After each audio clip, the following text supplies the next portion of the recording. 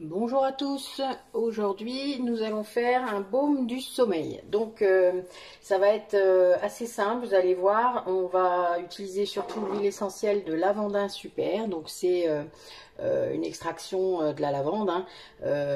C'est lié surtout en fait à la partie qui est utilisée. Donc là c'est les sommités fleuries, hein, pour faire la lavande.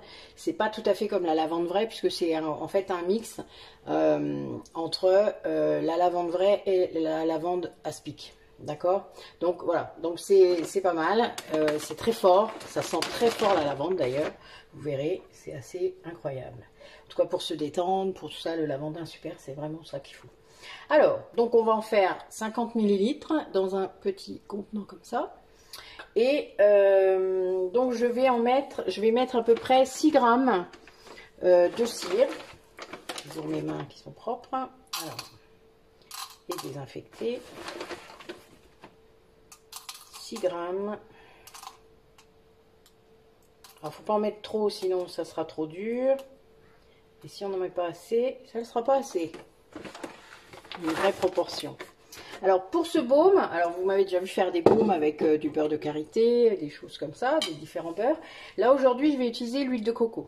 Alors l'huile de coco, la seule chose auquel il faut faire attention, c'est qu'elle se liquéfie à plus de 25 degrés. Donc si dans votre chambre il fait plus de 25 degrés, même si vous ne devriez pas, vous le savez, on ne met pas, enfin voilà, vous allez pouvoir le garder sur votre table de nuit, mais il ne faut pas qu'il fasse plus de 25 degrés. Enfin, même à plus de 20, c'est compliqué. Enfin, il va être tout mou, quoi. Donc voilà, donc moi je le fais comme ça parce que je sais que dans ma chambre il fait 18 degrés, donc ça risque pas de fondre. Mais voilà, faites attention, sinon vous pourrez le remettre un peu au frigo de temps en temps, histoire qu'il reprenne une consistance. Donc là, pour ce baume-là, je vais en mettre à peu près 38 grammes. 38, 39, hein. Pas un gramme près, tant que ça rentre dans le pot, c'est bon.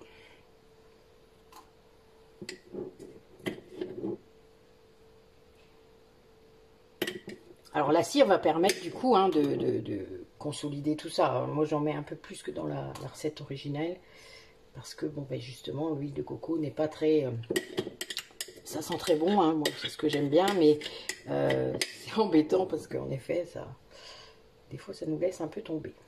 Voilà, bon, j'en ai mis 40, mais ça craint pas, vraiment. Ensuite, nous allons faire fondre ces deux-là, hein, la cire et l'huile de coco. Et ensuite, on rajoutera l'huile essentielle. Je vous reprends après. Voilà, donc notre huile de coco est fondue avec notre cire, hein. L'avantage c'est que c'est très rapide, moi c'est ça que j'aime bien. Là déjà l'huile de coco fond très vite et la cire de soja beaucoup plus vite que la cire d'abeille, ça il n'y a pas photo.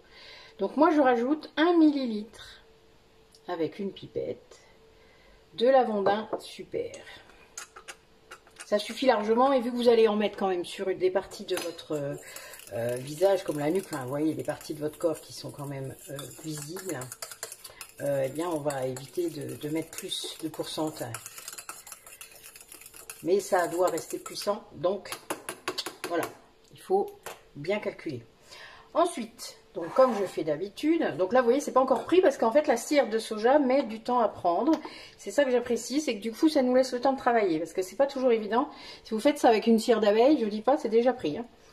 Vous n'avez même pas le temps, enfin il faut le mettre en pot assez rapidement et c'est vrai que ça c'est un peu contrariant parfois. Alors, donc je remplis. Voilà, j'ai mes 50 ml, c'est pile poil.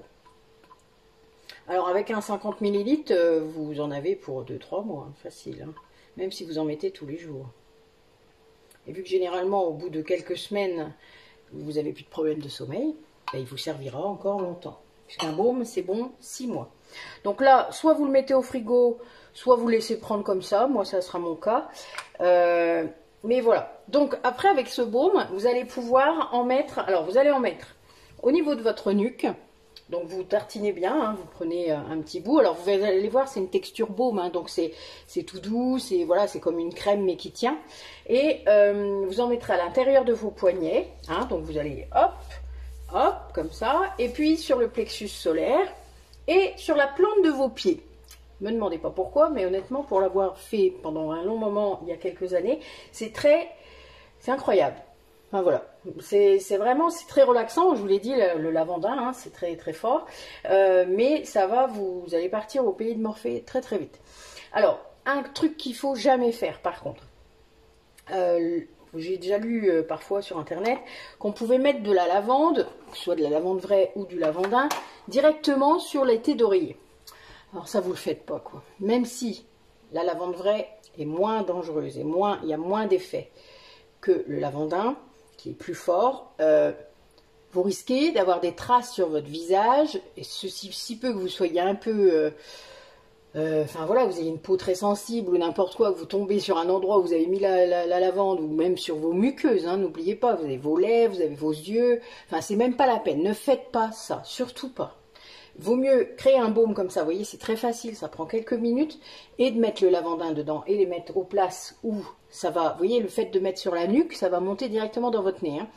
Les poignets, c'est parce que pareil, on bouge, enfin voilà, tout ça, ça va contribuer à ce que vous dormiez mieux.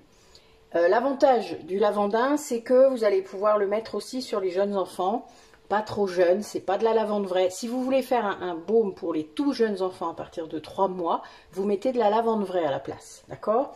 Si par contre, vos enfants, ils ont, allez, on va dire, plus de 3 ans, pour être sûr, mais on pourrait même dire plus d'1 an en fait. Mais voilà, plus de 3 ans pour être certain, et... enfin voilà, il n'y a vraiment aucun problème, c'est quand même la lavande, hein. La lavande, c'est l'une de celles que vous pouvez utiliser avec tout le monde, c'est ça qui est bien. Donc, mais ça sera un baume pour toute la famille s'il y a besoin comme ça. Voilà, bah écoutez, je vous reprends quand c'est pris, comme ça je vous montre un peu la texture. Voilà, donc notre baume sommeil a pris. Donc je l'ai mis un peu au congèle, hein, parce qu'avec la cire de soja, je vous disais que ça mettait du temps à prendre, mais c'est clair. Donc bah, c'est pas très grave, hein, vous savez, vous le laissez prendre tranquillement. Donc vous voyez, il est tout blanc, parce que l'huile de coco c'est blanc, donc on n'a rien à rajouter de spécial. La cire étant blanche aussi, voilà. Si vous le faites avec une cire d'abeille, évidemment, ça va pas être tout à fait pareil, hein. Donc voilà, il n'y a plus qu'à. Donc je vous le rappelle, la nuque, l'intérieur des poignets, le plexus solaire et la plante des pieds. Voilà. Bah, écoutez, bonne fin de journée, merci d'avoir regardé la vidéo et à bientôt.